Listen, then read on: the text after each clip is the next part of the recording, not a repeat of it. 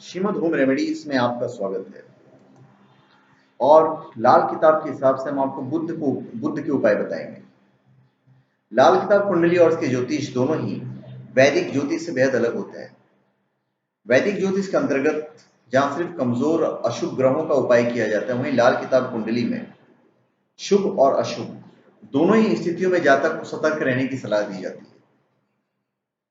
बुद्ध के लिए लाल किताब के जो उपाय और टोटके मैं आपको बताने वाला हूं।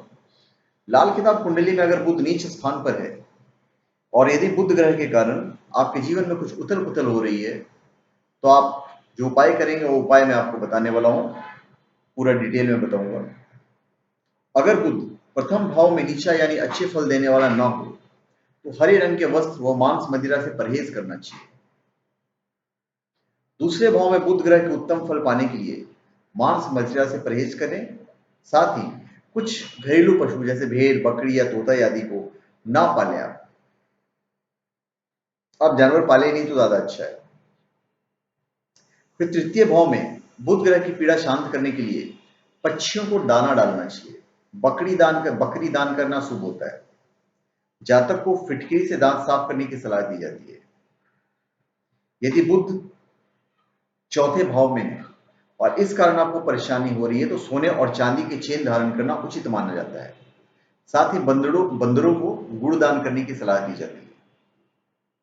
पांचवें भाव में बुध की पीड़ा शांत करने के लिए जातक को गाय की सेवा और तांबे के सिक्के को सफेद धागे में लपेटकर धारण करने की सलाह दी जाती है।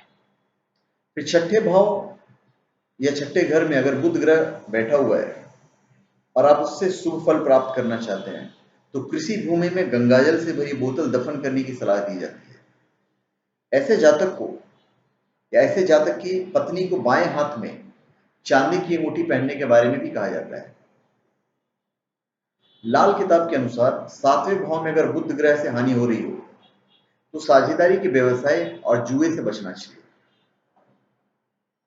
आठवें भाव में बुध ग्रह के अशुभ परिणामों को कम करने के लिए मिट्टी के घड़े में शहद भरकर शमशान भूमि में दफन करना शुभ बताया गया है।